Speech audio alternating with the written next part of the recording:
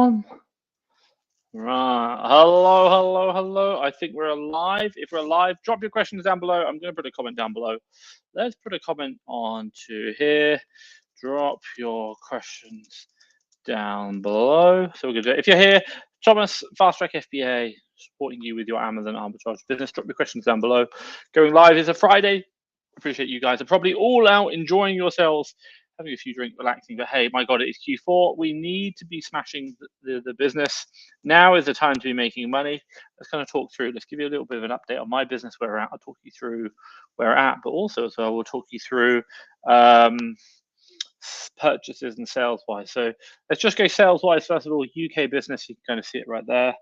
There you go, 73K, pretty steady. It slowed down a bit. Like we had a really good middle of the week, probably repricing, not huge. We are down on last year, but up versus that in the previous. So there you go, so 73K. That's been pretty good. Let's going to jump through. If you guys are on Instagram, obviously I can see you as well. So I'm just gonna, I think we're live on Instagram. And also, well, let me have a quick look at my team. I'll kind of give you an update on the team as well. So where are we at on USA? I think the USA ran out of money yesterday. We shall see. Here we go. That's fun. I think, 1 second. Let's kind of go through. Here we go. This is USA, 22,000 to spend for the week. Not as much as we'd like. They spent 21, and we thought we are going to be about just shy of 50% ROI. Happy with that. Cashback is still really low. I think I've got problems around cashback. Like we need to be chasing that down. Cancel orders, 0%. Like pretty happy with that. 0% cancelled orders. Purchase 29,000. Expected profit 10,000. So take that. We're going to achieve our profit target. So happy with that on estimated. But again, estimated is good. We really want actual. Actual is the most important point. So keep that in mind. Let's go jump over to the UK business. Guys, if you've got questions, drop them down below. I'm here to support you. If you are on Instagram, we've got, I think it's, we have a quick look. I'm just going to load up on Instagram. Chris 2 has joined. Hey, Chris 2. Let me know if you've got any questions. Let's kind of go through. So interesting enough, not huge amounts different, or definitely different. Let's kind of go through here. So this is UK. You can see here total stock spend 56,000, total cashback 700, 26% ROI. ROI majorly different in the UK versus USA, but stock purchase 56K, so pretty good there. So that kind of give you a little bit of an update where we're at. So a couple of questions coming in already. Sean Gilbert, massive action. First question, can you relist your stranded inventory? Amazon so bloody gitchily. I've not had a problem. Let me just check if my team, what are my team saying? So Sean's asking, hey Sean, can you relist stranded inventory? I'm just having a quick look through now my accounts or my admin team.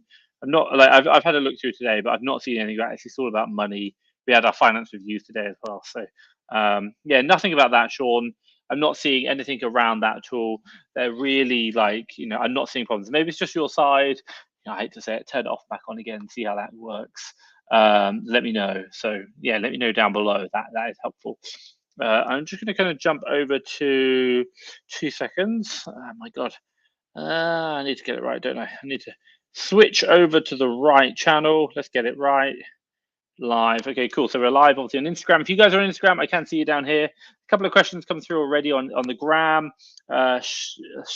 Chatching Chris 2. Do you do OA and wholesale? We used to. So I've got two kind of revenue graphs up here. The US is generally OA. This is all OA. This one is 95% OA. 5% wholesale. So we do a little bit of wholesale on that one. We've stopped wholesale for Q4, but it's some of the wholesale from Q3 that's going to carry over. So that'll be in there as well. So really you can kind of tell like these are the different kind of graphs, but generally it's going to be all OA. So Sachin Chris on Instagram, all OA. Jack Davies and Aguilera Jessica. Hey, good to see you. Let me know if there's anything I can help you out on Instagram. I can see you. We are here. You can see on Instagram right here. It's going to go through. Kosamina 3. Oh my God. Hey, Kosamina 3. You're not on Instagram. What's going on? Have you left Instagram and joined YouTube? So I hope, let me know how you're getting on. Sean, let me know if that answers your question. Have you tried, I hate to say it, have you tried turning it off and back on again? That normally helps. Log out, clear browsers, incognito, whatever. Usual stuff. Sometimes it's a web browser. I'm just going to have some 7-Up, people. Damn. I actually wanted this one. This is like an orange one. I'm really bad. It's all inclusive, so we can have both. So I'm going to open this one. So let's open this one. There you go. I'm going to have an orange juice now. I say orange juice. It's not orange juice. It's just sugar water. That's it with orange flavor. Let's kind of go through. Chris Mitchell, when sending to Amazon, do I send the biggest box possible and fill up as much as I can with the various products so it costs less for dispatching in Amazon? What's the biggest box? Good question. I think someone's going to tell me this. I think it's okay. Yes, you really want to do it. You don't want to send lots of little boxes. It's going to be like, it'll cost you more. You can send up to 25 kgs, but you have to put like a warning heavy sign on it, I think it is. The biggest size, I think, is 63 centimeters. Don't quote me on that one. I'm just doing it off the top of my head from what I remember. It's a long time ago. If anyone knows the size of the biggest box you can send in, it's like, I think it's 63 by 63 by 63. Yeah, Cosamina 3 is dropped in here. 63 by 63. So, you know, maybe 62.9, 62.9, 62.9, you're going to be fine. But really, you want to be shifting in one big box full of everything. Make sure you code it up correctly, weigh it up correctly, you put everything in there correctly. If anything goes missing, it's going to be a nightmare. But yeah, don't do lots of little boxes, because you'll generally find that the shipping to Amazon cost increases, and obviously our job is to save money on all our costs so we can actually reap the max amount of profit. So Chris, I hope that answers your question down below, but I think that's the most important point. Like, yeah, that's, you know, you really want to send it in the biggest box. Let's go jump through David. Hey, David. Hey, Tom. The UK FBA business is due to hit the VAT threshold next month. How do you ensure that you obtain adequate VAT invoices regarding VAT reclaims with HMRC? Thanks so much for the support. No problem. Really common one. I'm going to hate to say it. You just literally message all your suppliers and ask them for a VAT invoice. Like, okay, do some research. Go, what is a simplified invoice? Sometimes the suppliers are going to send you what's known as a delivery note, which can be used for VAT purposes. At a very fundamental level, you should, like, everything has to show their VAT number on it. If it shows a VAT number, you're in a good place. If it doesn't, it's just a delivery note, it won't work. VAT numbers will start with things like GB or like FR, but it's got to be GB really. FR is like French, France, for example. You're looking for GB. And it will have their VAT number. It might not start with GB. It might just be a number, but then it'll be UK, generally speaking, if it's a UK supplier. But it'll be like who they are, their VAT number, and that's what you're looking for at a very fundamental level. It should ideally show the VAT rate 20%, or it will show VAT amount cash paid, and then that's sufficient enough to say that if anyone asks a question about the money you're reclaiming from HMRC, then that invoice would show that you've actually paid it. That's fine.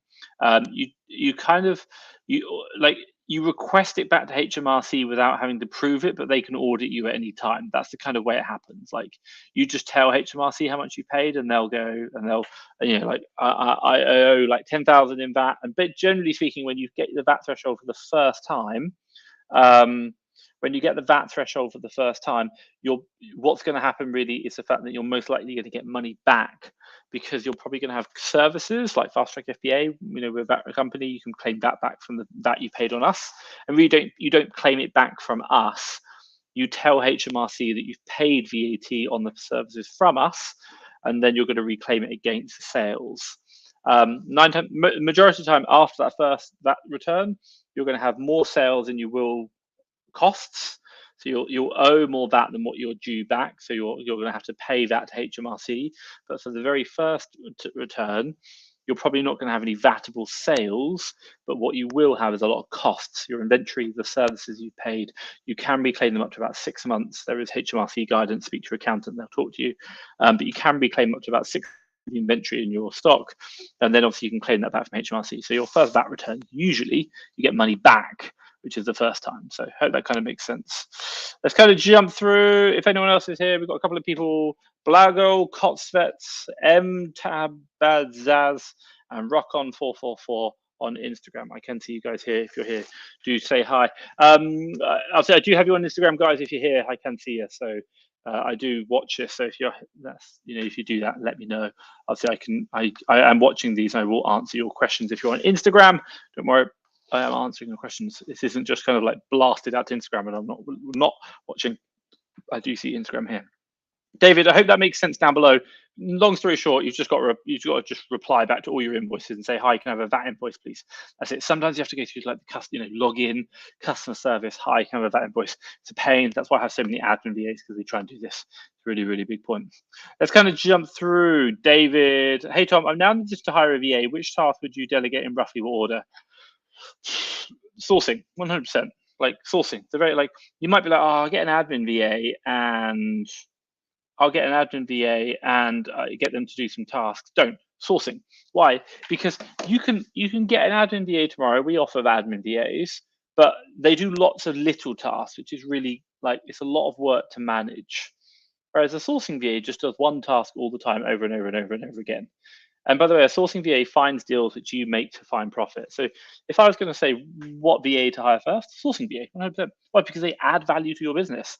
Like you hire a sourcing VA, within like 2-3 months, you've now freed up 8 hours a day. 8 hours a day, which is incredible. If you hire an ad, and by the way, every time they work, they're generating deals that are generating money for you. And, Fast Track FBA VA Academy 2.0, check it out. Obviously, we do offer sourcing VAs down here, fasttrackfba.com.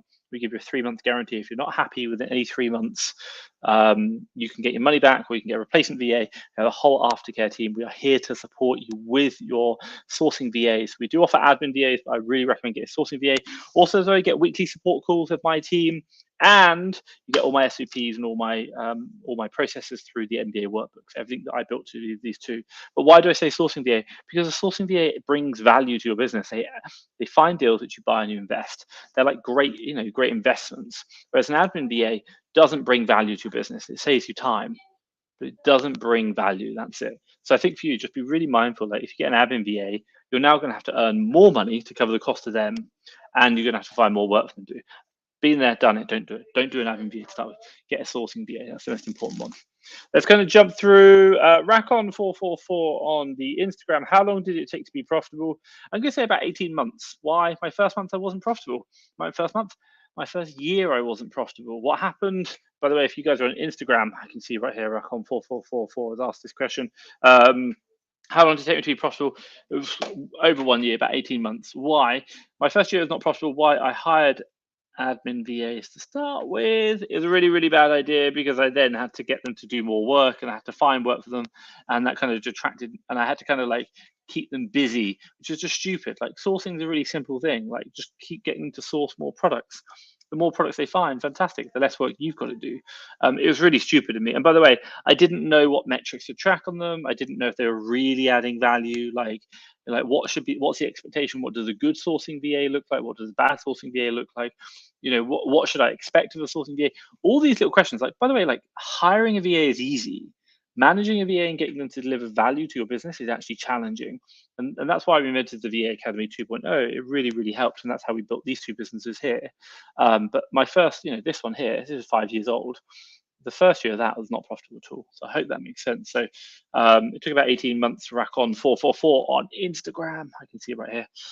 If you're on Instagram, drop a question down below. I will answer it. Let's go and jump through. So David, you've done that one. What order? Thanks. Chris, I wanted to send 2 items, but it would have to cost me $2.99 to send in them. Yeah, put them in one box. Let's put them in one box. Mission on. So yeah, don't mix up your boxes. Like you want to save money. That's the whole point. J Paul Cusina on Instagram. Hey, good to see you. Cosimina3, varying the socials, fantastic. I love it. Obviously, sometimes you're on Instagram, sometimes you're on YouTube. Absolutely love it. Hey, great. And thank you so much for sharing the 36 max each side. If anyone wants to know, you're going to ship a box to Amazon. 63 centimeters is the biggest you can ship in. Cosimina3 has told us, and I remember that. I remember Amazon telling me my box is too big, and we had to go back to them and say, "Can you please show evidence?" And they literally had someone with a tape measure, and it was like 63. It was like 63.1. I was like, really? I think the guy's playing with the tape measure. So I hope that really makes sense. So J Porcusina, I think it is, or Porcula. Let me know UK or USA. UK or USA on Instagram. I'll reply to that question when it comes through. Chris Mitchell says, thanks. Let's kind of jump through. AJ, do you use bookkeeping software to log all purchase expenses? Yes, we do. USA, we use QuickBooks. I don't really like QuickBooks too much. I prefer Zero. We use Zero in the UK. I just prefer Zero. I think it's a lot more intuitive. I think it's a lot easier to use. Zero does work in the USA as well, but the reason why we use Zero is the fact that um, or should I say QuickBooks, is because I wanted to get my team used to both sides. I wanted my team using both QuickBooks and Zero because our customers, when we do the admin BAs, are probably going to be using either QuickBooks or Zero. So we needed the experience. So we did that. So yeah, the whole point is we use QuickBooks in the USA. If you're going to do it, I still say Zero. I quite like it. Speak to your accountant, see what they can do. They have sometimes they have preferences, but 9 times out of 10, I think Zero is better. They all link automatically to your bank accounts. They pull in, and then we just make sure the bank accounts match what they see on the accounting software, upload invoices, file our tax returns, do all the fun, boring stuff. Not so fun, boring. J Porcelina on Instagram. Which prep centers would you recommend in the UK? He's come across. So if you're on Instagram, do drop your questions. I am listening. I'm watching. UK, if you're thinking about a prep center in the UK, the ones that I'd probably think about are Systemized Fulfillment. Kev Blackburn runs that up in Scunthorpe. I like them. The other one, they do a really good service. Like, I don't think anyone will ever beat their service. I promise you that. They might cost a bit more, but their service is probably the best out there. Number 2 is We Prep FBA in Suffolk. I like those guys. I think they're good. A lot of people have used them as well. They've been around for a long time, lots of experience. And then the final one is Fast Pack FBA. They're in, I think, the Midlands, Nottinghamshire, around that place. They're good as well. So call them all up. You're looking for people who are going to get back to you as quickly as possible. That's a really important point. So it's going to go rack on 444. I'll answer your question in 2 seconds. I just want to keep going here. Greetings. I'm Tyab, wholesale FBA BA. Cool, fantastic. Good man. Honestly, keep smashing it on the wholesale side. Really, really good, Mohammed. Chris said, I can't hang around tonight. Getting dog eyes from the wife. We'll rewatch later. Cool, no problem. What are dog eyes? What does anyone know what dog eyes are? They're like is that like dog eyes? I don't know. My girlfriend's Mexican. She doesn't. I don't know if she does dog eyes. I don't know what they are. Maybe I have to. Do you know what dog eyes are? Dog eye. Yeah, dog eyes. Dog eyes. Yeah. No, she doesn't know. She doesn't know what dog eyes are. Sorry. Does anyone let me know what dog eyes are? Obviously, I can find out. So, Racon444 says, how do you get visibility on Amazon with arbitrage? He's just put the question down there on Instagram. So I am watching on Instagram. We just sell on listings whereby they already have it and you've got to compete for the buy box. That's it. If you are selling on Amazon doing arbitrage, generally wholesale as well, you're probably going to be selling listings which are already selling. And obviously, you're going to be competing for the buy box. And generally, it's going to be price because if you're doing FBA, fulfillment's going to be the same as everyone else. If not, the only other thing you're going to really compete against is like seller reviews. That's it. So let's kind of jump through. David, hey, Tom, if you ask a supplier, Racon444, let me know if that answers your question down below. If there's anything else, let me know. I am watching on Instagram. Hey, Tom, if you ask the supplier for a VAT invoice, do they always have to provide it? Could this stop them selling to the company as they expect OA is going? No, just be a bit. 1 second. I'm just going to have a quick drink. And needs water. So you think because they're asking for a VAT invoice, is only going to be for resellers, not at all. Like businesses do buy from retailers all the time, very, very common. And the reason why they buy is because like they need whatever the retailer's selling and it's easy to get hold of, they want it delivered. Voila. But obviously because they're a business, they can reclaim the VAT and they're going to ask for a VAT invoice. The way it works is generally the accounts department will just get pretty annoyed with you keep asking them the same question. But do you know what's really funny? With like Argos in the UK, when you ask for an invoice, guess what they do? They post it to you. They print it out and they post it, which is like the most ludicrous thing you've ever done in your life. So long, like it's kind of like think about the cost to do that. It's like outrageous. So my team are just messaging them saying, "Hey, can I have an invoice, please?" And they're posting it out. So generally, like the reason, like it could be a reason why they do flag you, but like to give you an idea, we're doing like 3.5 million a year. And we're getting invoices for probably 80% of them not getting flagged. So some people care, some people don't. It's not the end of the world. Let's go and jump through. Jay Pawson, thank you. But I meant, at what point in your business would you say it's best to start using the prep centers? Or when did you start using them when you started? So Jay Porcelina, down here. Prep centers, for me, I use them from the get-go, from day one. Why I lived in London in a third floor apartment. I couldn't really do arbitrage in myself. I used a prep center from day one. But if you've got a bit more money, it works out. But still, even though I did it prep center from day one, the one thing I'd say is I did get the odd order delivered to my house, and I still prepped it myself and shipped it off to Amazon. It was a nightmare, but I wanted to learn the process. So I'd still recommend doing that. You've got to understand that process. That's so, so important. So do check that out. If you are thinking about getting a prep center, you can do it from day one. It's absolutely fine. Just make sure you've got enough volume. You're doing volume, that kind of works. Let's kind of jump through. Jazz SJ 97. Hey, on Instagram. Terry Claxton, Tom, I finally got a keeper. Wow. And take it finally. How long have you been selling for, Terry? It's incredible. T Clapton. How long have you been selling for? Like a long time. You finally got a keeper.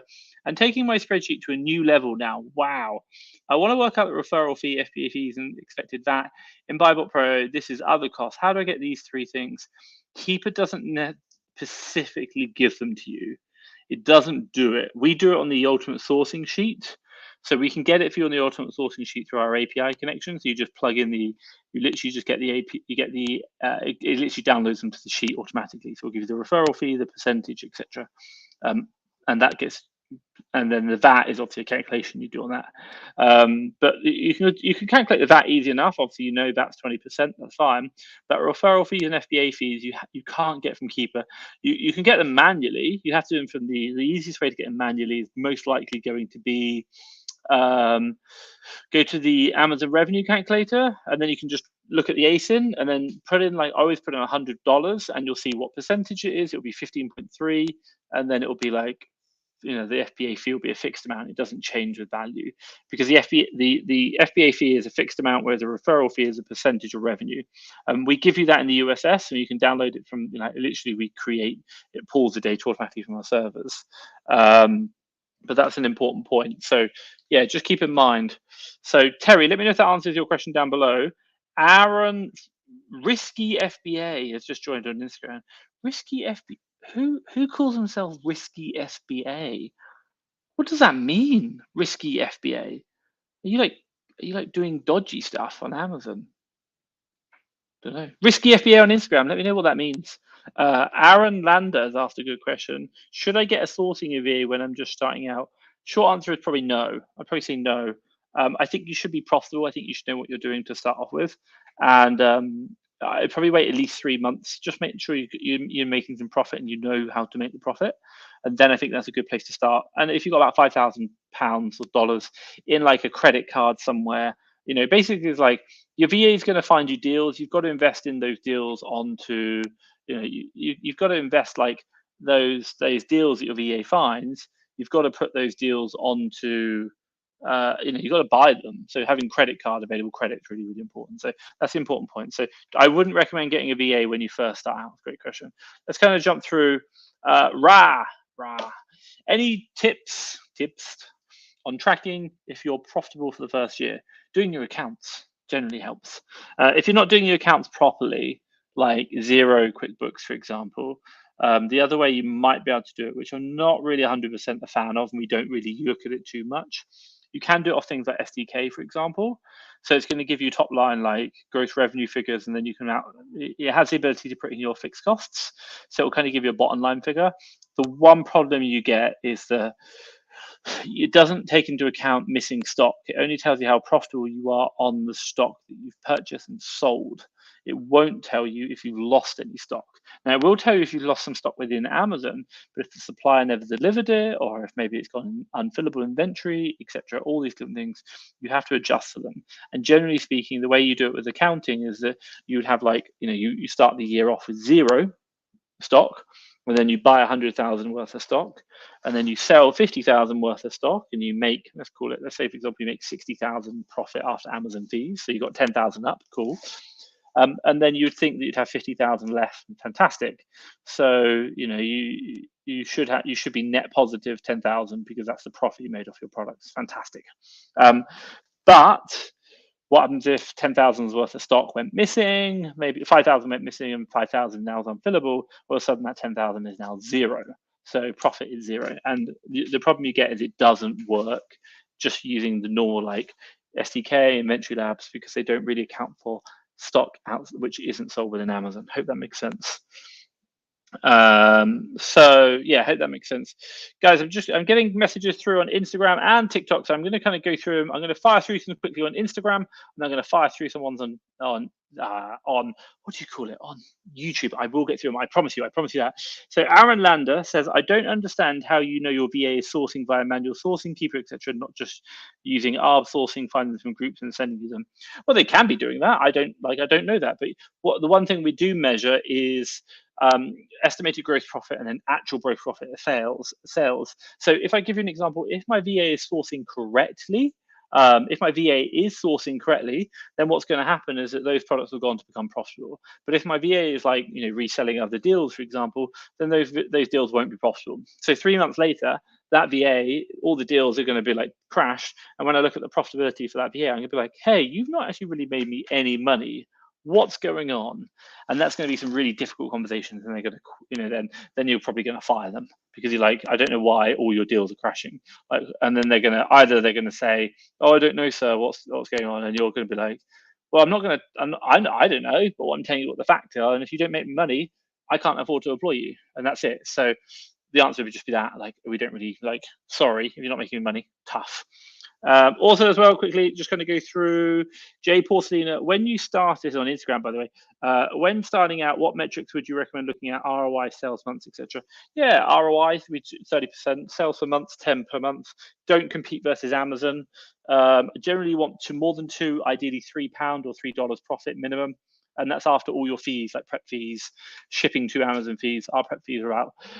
UK 50p, US about $1, and then shipping to Amazon fees is about 25 pence in the UK and 50 cents in the US. That's what we're kind of looking at. We just want to make sure we're buying deals on that. That works. And someone asked, Racon444, why did you choose arbitrage versus private label? Great question. Guys, let me ask you, why did you choose arbitrage rather than private label?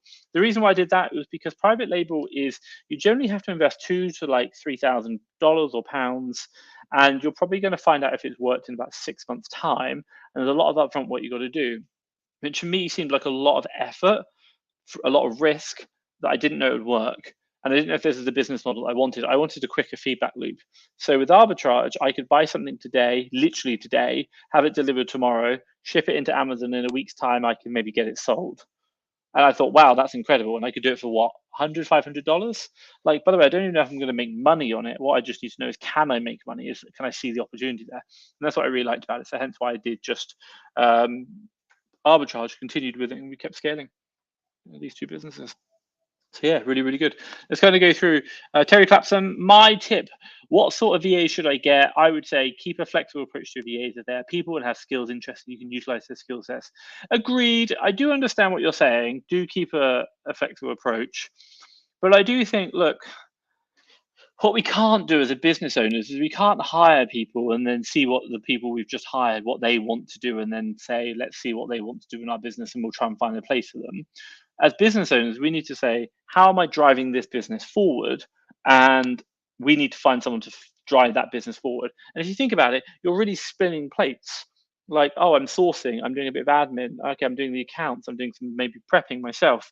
And you're trying to get those plates off you to someone else. And it might just be like, hey, like, I appreciate, my VA's got some great skills. In a year, 2 years time, I'm going to use them. But right now, sorry, you are sourcing. That's all you're going to be doing. And if you're not happy with it, please tell me now, because otherwise, like, I'll probably just say you might be worth finding another job. Like, I'd rather be quite, this is what I want you to do to start off with. And again, we're trying to build systems machines. Like, Terry, I really appreciate it, and I love your feedbacks. But also, I thought I'd share mine as well. So you also said here, things they do, then they're slowly recreating another one of you. I have 3 VAs now, and they're all highly skilled in a variety of things, which means I can focus on leading of the grind. I can focus on leading the of grinding. Cool. Yeah, fine. Like, but if you're building a team, fine. But I think my advice, just for anyone starting out, is just get someone who's going to do the one job. And generally that's sourcing. That's why the VA Academy 2.0, fasttrackfba.com/VA. That's why, we've hired over 550 VAs, help people businesses. They're all sources. And it's not to say that they shouldn't go up to other levels and do other stuff, not a problem. But like, by the way, everyone in my company, I mean, everyone, even the bloody software developers have done sourcing for a week. They've all practiced it. They all know that skill because it's a core part of what we do within our business. So Terry, I really love it. Guys, if you're on Instagram, Jamie Edge01, hey, drop me a comment, drop me a question down below. I am here. Is it like puppy dog eyes? Maybe puppy dog eyes. I don't know. We'll have to find out next week. Let's kind of go through massive action, just logged out and back in, still can't relist stranded inventory. It's like being it for a week. Amazon, they're doing what they can, but nothing works. Oh my God. I'll tell you what to do, Sean. Send them a message asking for a refund on the storage fees because you can't sell the inventory and you're paying storage on it. Ask them to at least get some money back on it. But yeah, if you can't log back in and Amazon got problems, get your money back on it. Some companies don't provide invoices. I'm pretty sure they're breaking UK laws. I can think of 3 companies. Yeah, like I think, look, the way I think about it in my business is that we have to have reasonable belief that they are a UK VAT registered company. So we've got to find a VAT number somewhere, probably on the website. And then once we know that, and then number 2, we've got to reasonably believe the products that we've paid are VATable. So generally we know what, like toys are going to be VATable. And then the final one is we have to request the invoice and show evidence of that. And if they haven't done it, and if they say no, we're not going to provide it, then if HMRC came back to us and said, I can have all the invoices, I would show that. And I would feel reasonably comfortable that I feel that I'd have a good leg to stand on in a court of law in the UK to say that I genuinely believe that we paid VAT on it and the products were VATable items. The company was a VATable company, so we'd have to pay it. They're a UK-based company. We're paying in the UK, shipping to the UK, and then finally we requested it, and the company refused to work with us. And I don't think HMRC would come back after me to say that you were negligent. It was like it's reasonable, like you're being stupid. So I think you're right, Sean. Some companies don't do it, and they're a nightmare. Like, oh my God, but. And I'm sure they're breaking the law, but there's nothing we can do about it. Again, if we got taken to court by HMRC, it's like, can we reasonably deny or have reasonable confidence in it? Mr. MCG, Mr. CJH. Tom's just making stuff up now. I'm 22 and I live with my mum, so I do about 4,000 units a month. She is starting to hate me. Haha. She wants a garage back. Cool. Hey, honestly, well done. Like, man, smashing at 22. I wish I started when I was 22. You're actually going to be absolutely praising. You're going to be absolutely smashing it. Let's kind of jump through Aaron Lander. Pros and cons of outsourcing using a VA versus the fast track FBA lead service. So basically someone's saying pros and cons of using a VA versus a lead service. And by the way, at Fast Track FBA, we have a lead service and a VA, a service. Long story short, if you're just getting started out and you don't want to invest in VA and don't really have time to manage it, lead services are great. They're going to help you find new stores, new suppliers. That's going to be really, really helpful. The other one, which is going to be the VA. Now, a VA is going to be really good if you've already got a business running and you've probably got a lot more deals and a lot more time, and you really want to start focusing that energy towards certain suppliers which you know are working for you or sourcing methodologies, then a VA is going to work. So really, it's kind of like the stepping stone is like getting started doing it yourself, probably getting some leads to help you build up, and then that's the lead service, and then finally it's going to be what do you call it? It's going to be using a VA service, and the VA service is going to be supporting you with really targeting, and then you build multiple VAs, and that's how you scale up. The one thing which I will say is I've met a lot of 7 and 8 figure sellers. I don't know any 7 or 8 figure sellers who are using lead services, but I know every single one of them is probably using VAs. So it's kind of like the transition you see. Not so that you can't use lead services, you definitely can, but I do believe that you just kind of copy what other people do, it works out. Let's kind of jump through Adam. I think it's actually 63.5 max length in a box, but if over 15K heavy stickers are required, yeah, agreed. If mixing SKUs, make sure individual units selected and all the same case packed. Hope reviews. Yeah, so if you're sending a big box in, get it all in one big box. It's going to make shipping cheaper, and 63.5 is the highest you can do. You can just go like 1.1 mil under. Really important. Thank you, Adam. You're a top man. Best way to check fees is inventory. Click the SKU, scroll down to SKU economics. Wow, per unit works out average for you in terms of sales and fees. Cool. Thank you very much. Honestly, really good. If you're going to do fees, I always just use a revenue calculator. and then just type in 100 as my sale price, and it will give me the percentage for the referral fee, and then the FBA fee is a fixed amount. So the referral fee is always percentage of revenue. So, but yeah, Mr. CJH, fantastic, love it. Thank you so much. Didn't know that one. Got to remember that. David, come in. Hey Tom, with Q1 around the corner, I'm actually looking to focus on the beauty category. Do you have any tips for beginners of this category? I think my advice would just be like keep your. It depends where you're at in level wise. Like some of the beauty suppliers will generally stop big orders or stop resellers. My advice is like try and build up a list of suppliers which are working, and then just keep focusing on them. Another one you can possibly do, I learned this week or this month, this quarter, which I thought was quite cool, but I don't know the exact answer, is potentially looking at using Keeper to do beauty category, new ASINs, keep a data tab. You're looking for new ASINs whereby other people, they've only just started selling, and they're going to be like other variations or something of another product. And there's going to be an opportunity whereby the market hasn't fully stabilized yet, and you can still get in there and sell them. So maybe using the Keeper data cap to find products whereby the listing age is like under 90 days. You can look for those. But I think really at a very fundamental level, for me personally, it depends on your volumes. My volumes are obviously a little bit higher, would be about the ones that aren't cancelling all orders. In the UK, we have Boots, they're a nightmare. Just not worth it. It's really, really not worth it. Massive action. Sales are improving today compared to yesterday. Chart a little higher as I type this. Yours the same. Mine's about the same as yesterday. My sales chart I did at the beginning of this video. It's about the same as yesterday. So yeah. Adam said he chose private label. Hey Adam, absolutely love it. And I know, and you keep joining my lives. Love it. Thank you so much. Absolutely love it. Aaron Lander has just answered a question on Instagram.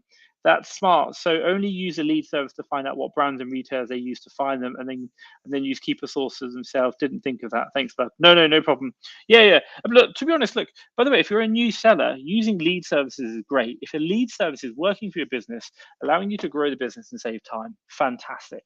And a lot of people who have jobs use lead services to get the business up to where it needs to be. It works. Keep doing what works. Don't change that. But what I would say is if you you have now your business is going well, you have more money, and you want to go above lead services, then what do we recommend? We recommend VAs, VA Academy 2.0, fasttrackfba.com/VA. This is my service that I create. But why? Because like all the big sellers, how do they, what do they do? Just copy them. They all have VAs. They don't use lead services. I'm not saying the lead service is bad, not at all, but they all transition because a VA, you can focus on one store, one category, one area, one coupon code. They're going to get that. A lead service you don't have any control over.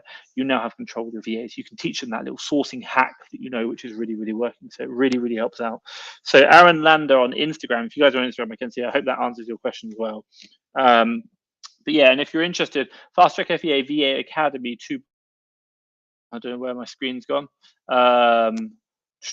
Yeah, if you are interested, Fast Track FBA VA Academy 2.0 is where we find, hire, and train a virtual assistant for your business. And this is going to be where we really support you for 3 months. So like literally this is to get your VA up to 10 deals a day, finding you 10 deals a day that you can buy, not just find, but 10 deals that you can buy. And if you're not happy at any point, you can get a replacement in the first 3 months. And if you're still not happy, you can get your money back at any point. Even if you're like, hey Tom, the VA's been great, the VA's not right for me, can I get money back? Fine. I don't know if my screen's playing up. Sorry guys if my screen is playing up. So if you are interested, fasttrackfba.com/VA. Let's go jump through side. Hey, I think hire a VA who is doing full-time, not part-time. Yeah, agreed. People ask me this question all the time. Should I hire a VA part-time or only want part-time, full-time? Don't do part-time. Like I promise you, don't do part-time. I'm going to tell you a really good story, which I've seen too many times. People hire a VA part-time. Either one of two things are going to happen. Number one, your VA is going to do exactly what you want them to do, and they're going to find you lots of deals. And guess what? Your business is going to grow. And then what? And then you're going to want them to work full-time because they're really good. And guess what? They're not going to want to work full-time. They're only going to want it part-time. And now you're going to have to hire another VA. And you're like, well, now I've really got 2 VAs doing part-time, and I've got twice the amount of work managing people. And I should have just hired full-time in the first place and only had one person to deal with. That's scenario one. Scenario two is you only want someone part-time, They want full time, but they'll do your part time for you. You're going to train them up, and then what happens is they're going to go and then find someone else to fill out the other part time. And what's going to then happen is the fact that the other person's probably going to see that this VA is really good because they've got some great training. Because why? They've now learned all your skills and techniques, and then the other person's going to go, Mr. VA, how much does your other client pay you? I'll pay you a bit more if you come to me full time. I don't know, however long training. They're now going to say, bye, I need to go work for this other guy full time because he's going to pay me more. Don't do it. Like, I promise you now, I've seen it too many times. Don't do part time. OA and P&L, what I know, comfort, and also risk taking P&L keep me on my toes. Yeah, by the way, there's so much to do. Like, so many people try and do. So I run 3 companies with lots of different things, and my goal for next year is to do nothing else. Just focus, refine, become more profitable, become better as a company. I'm not looking to expand anymore. So if you guys are doing like lots of different things, like you're thinking doing OA, PL, RA, for example, double down, like make more money. Don't focus too much on like trying to do more and more stuff. You get value in depth, not value in width. I hope that kind of makes sense. But Cosimina 3, thank you so much. Let's go jump through. T Capson. Starting with sourcing is the best way to short. I'm quite happy with them spending day after day sourcing, even if I don't buy. The idea is it's perfect practice for moving on. Yeah, agreed. If you got a VA, sourcing, can't go wrong. Guys over on Instagram, drop a question. I can see you. We're answering some good questions. Mr. Clanson has given me some feedback on PAs. Absolutely love it. Thank you so much, Terry. Sean, yeah, I know. What is 0 to 20% anyway? If I got audited, I'm 100% confident we're paying correct taxes. Yeah, and I think it's got to be what's reasonable. Like, when we look at HMRC, they're not gonna take, they're not gonna fine you and put you in jail for one missed invoice. They're gonna put you in jail for where that like. And by the way, when we do it, so it's about in regards to VAT returns and getting VAT invoices. And I think the same thing happens with the IRS as well. Is that so long as you've got the invoice for the majority of the high value transactions and any new suppliers. So let's say, for example, if I've got an invoice, if I've got 4 transactions for £5,000 from Argos and one of them is missing, but they're all Argos, I'd generally be pretty happy because like maybe Argos are being like stupid and they're not giving it to me, but I'd generally be okay because I've got 4 about the same value, same supplier. We could reasonably believe we've paid the VAT on it. That's absolutely fine.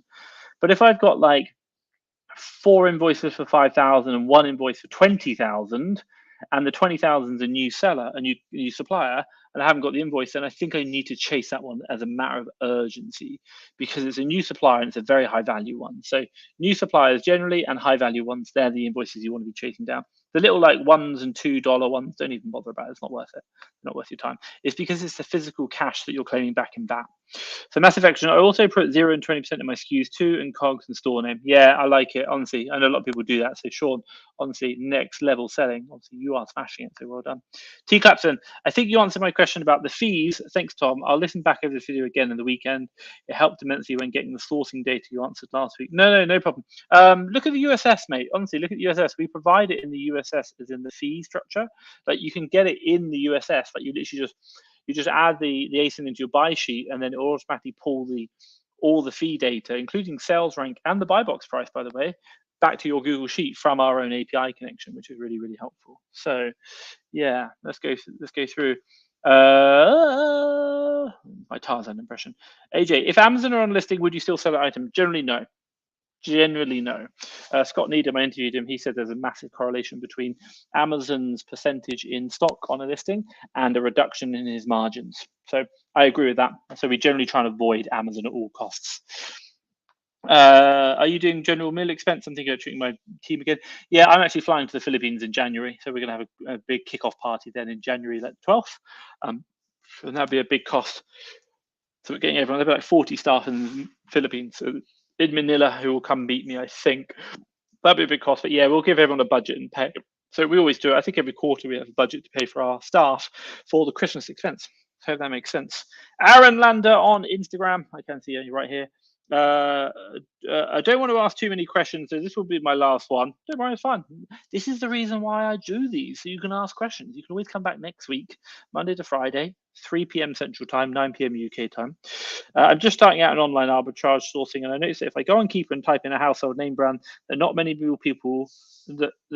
people will do the big dogs. So you're doing what's known as reverse sourcing for a brand. Absolutely fine. You can do the big name brands. Some big name brands are probably going to stay away from. You like if you just started out, my top tip for you is look for listings whereby there's other sellers on them.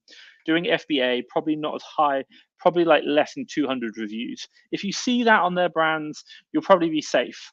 The reason why you're probably not seeing them is because those brands might be IP, they're brand gated, and if you do try and sell them, the net result is you're going to get a red flag on your account. If you get too many red flags, i.e., called IP complaints, intellectual property complaints, then you're basically going to potentially lose your account. Something you don't want to do. If you want to look at the brands that we restrict, look at Fast Track FBA Brand Checker. You can go to like Fast Track FBA Services and then Brand Checker, and you'll see it there. So like they're all the list of all the brands we say don't sell. So I hope that will kind of make sense as well. Let's go and jump through the questions. Ben, thanks for the daily live stream. Thanks, Tom. Super helpful with Ben. Hey, glad I can help you, Ben, and thank you so much. Hit thumbs up, people, if you're here and you like the live stream. Like Ben said, hit me with a thumbs up. Let me know. Let's go and jump through. Give me a love heart. Hit the love heart if you like it. If you're on Instagram, you can't do thumbs up. You can give me a love heart. Everyone loves love hearts, or the 100%. I don't really know. Whatever works. Thumbs up if you're on Facebook. Give me that as well. Let's go and jump through. I agree. Currently working full-time in cybersecurity, mostly concentrating on wholesale, but use lead service to help with OA, for extra income, works for treat VA coming soon. Yeah, agreed. So if you think about if people are just getting started in arbitrage, or what do? They normally kind of start out, they do it themselves. They'll probably download something like our free, top 100 supplier website list. They're the top suppliers that work for my business. And then what we're going to do is once they start getting it going and they're like, yeah, cool, I like this, it works, then they're probably going to sign up to like a lead service, and Fast Track FBA do a lead service whereby you can access the deals, and then you can buy those deals and resell on Amazon to make money. Fantastic. And you're like, this is great, but now I want to do more, but now I want to get in a bit more control. What's the next step? Generally, it's going to be a VA, and a VA is going to be focusing on 8 hours a day looking for deals for you. And then once you've got one VA working, like, cool, what next? And you're probably going to build up to like 2 or 3. And then once you get that, you're probably going to promote one of them up to like purchasing manager, or perhaps maybe like an admin VA to do all the administration because you're going to be doing the purchasing. And then you keep growing a bit more, and eventually one of your 3 VAs, sourcing VAs, you're going to promote to a purchasing manager, and they're going to start doing all the purchasing for you. And now you're probably going to get another sourcing VA. So you're going to have a nice structure of 3 sourcing VAs, 1 purchasing, 1 admin VA, and that'll take you to $1 million. That's why we got to here. Nice, clean $1 million. And that's without you having to be part of the actual business. Your team runs it for you. Works really, really well. And if you want to know, I documented the whole process in the VA Academy 2.0. So it really, really helps out. Let's kind of jump through. VA Academy sounds great. Ben, thank you so much. T-Claps in Google Sheets, custom formulas needed for conditional formatting. Date enters between now and 9 days ago. Date entered is now. Cool, fine. That's good. Maybe. I'm not really too sure of the question. If you're doing conditional formatting, possibly. Like, yeah, maybe. I'm not really too sure. You don't need like conditional formatting like color schemes. You can just do that as like date difference equals date difference. That'll help you out. Do you need to chase up VAT invoices as a sole trader? If you're not VAT registered, no. Top tip for you, if you're about to go VAT registered in the next 6 months, start getting in the habit of collecting them. Why? When you go VAT registered at the point of VAT registration in the UK, what you can do is you can reclaim the value of your inventory, the VAT on the inventory you currently hold. You can claim that back. And also you can claim back all the VAT paid on all the services like Fast Track FBA, VA Academy, for example, for the last 6 months. But what you need to be able to do, generally speaking, is show that you've actually paid VAT on them. That's an important point. So hence why in about 6 months before you think you're going to get VAT registered, it's a good idea to start chasing up and getting them done. So I hope that's good. Guys, if you're on Instagram, drop some questions down below. I can see I do have you here. Look, woo, you're down here. So let me know if that answers the question down below. Mr. MCJH, what do you think is a good profit to be doing monthly to get a VA? It's really up to you. Like, I can't, like, I think for you, you said you've got a full-time job and you're doing it. I think the question comes is, I don't really look at profit number. I'd probably look at like cash and where you're going. So like only you know that. Like if you're doing this full time, and then I think the question comes, if you're doing it full time, then I'd probably say like you probably want to be making more than like double the profit you're looking to take out of it if you're doing this full time. But if you've got a job and this is something you're doing on the side and you want to grow this business faster, then it could be the case that you're making a smaller profit, but you understand the model and you're like, right, now I want to go bigger, hiring a VA to do it. And again, I just look at that. Have you got £4,000, $5,000 in available spend, credit card or in cash? Absolutely fine. That's all you need, and then you can do it. So long as you're profitable, that's the important point. It's not about being that you need to have X amount of profit per month generated, and you know that for a fact. Just as long as you are profitable, and then it's really up to you. Again, I'm not a financial advisor, unfortunately, so it's really about unique. And I think Mr. CJH, you mentioned that you had another job, so I'm guessing for you this isn't your source of income. So what you can do is kind of like invest that profit back into the business, if that makes sense. Kosamina3 has said thumbs up. Hey, Kosamina3, love that. James Dash and Mr. Khan have joined on Instagram. Hey guys, let me know if you've got questions down below. I can see you. You're right here. Can I hide? Okay, cool. Yeah, I see it. Are there any restrictions on selling over-the-counter medicines? Found some good wholesale deals, but I don't want to touch it with a barge pole unless I see some revision I'm allowed to. Two things. Number one, if Amazon's not restricting you gated wise, that means you technically can sell it. The only other one you want to do is look at the I would probably list them, if that makes sense, just initially. Don't even buy them, just list them in your account, see if any get any restrictions come up. And then the final one that I'd probably do before I listed them actually would be looking for what do you call it? Just typing in Google like IP complaints, brand complaints, see if anyone else has done anything about that brand has done anything. But it's a good area. Like a lot of people do it. A lot of the times you need some kind of like license, and Amazon won't let you sell that license. Hence why I'm saying like check the IP brand, then try and list, because if you can list, then Amazon's not going to restrict you on the license side. But it's a really good point. Lots of people would miss that out. So, like there are good deals we have. There's loads of good deals I have everywhere. That's a good one.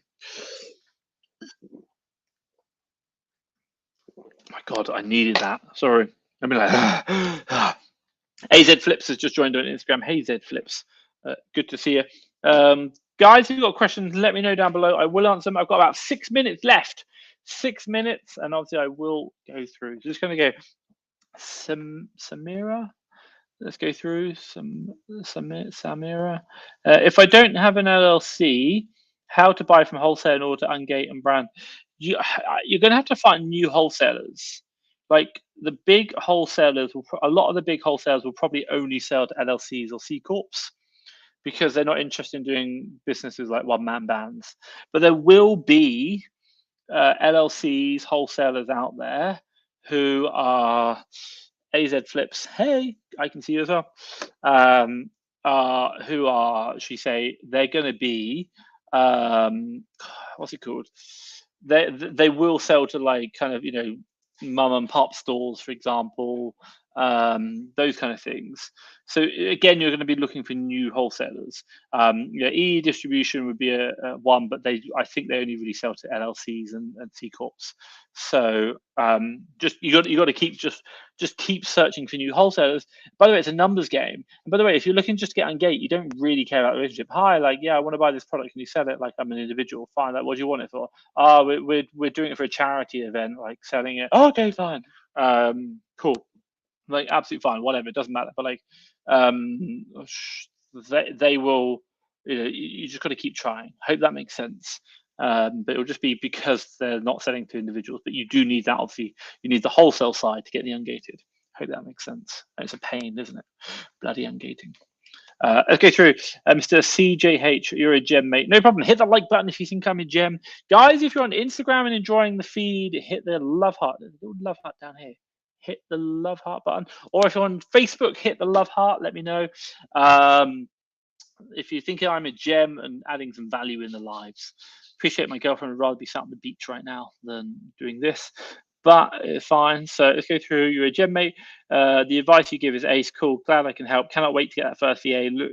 Looks to me like it may be next month. Cool. Yeah, fantastic. Yeah, do check it out. Obviously, what I will say is if you are thinking about getting a VA, don't like, if you're like, oh, maybe I'll do it next month, like, don't hesitate. Like, I will say we'll do a promotion in January, but it won't be a price promotion. It won't change the price. It'll just be, I think we're going to put something in there, but we'll give that bundle to everyone who's joined even in December. So don't worry. Like, if you want to get it now, or maybe get it between Christmas and New Year's, you can just sign up for it. Fasttrackfba.com down here, fasttrackfba.com/VA. There you go, www.fasttrackfba.com/VA. You can book a call in there with my team as well if you're not sure. The idea is what we're going to do is we're going to give you, we give you a VA who's going to find you 10 deals a day, and that's it. And they're going to be your VA. They're not mine, they're yours. It really helps out. So yeah, trust it. It's how all the big sellers do this. This is the way it works. So I hope that makes sense. So OP, hey Tom, do you measure the productivity of an admin VA by daily or weekly tasks? We don't really, we make sure all the tasks are being done. And the one way we kind of measure their productivity is by looking at the number of transactions we have on the accounts, which is really a good measure of productivity. So how many orders do we have? So I think it's something like 1,000 orders a month per admin VA is where we're roughly at.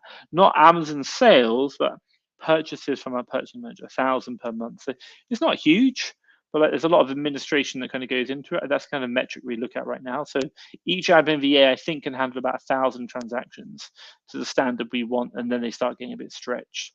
That's what we've roughly seen. So long as they're getting everything done, i.e. like sourcing, or like they're getting the inventory management, cash controls, cash flows, etc., all the other stuff, as long as they're getting that done, like payroll done, I'm getting my P&Ls, I'm getting my balance sheets, I'm fine. Like, I'm not too worried. I thought, but by the way, like, their ability to grow bonuses above that is quite limited.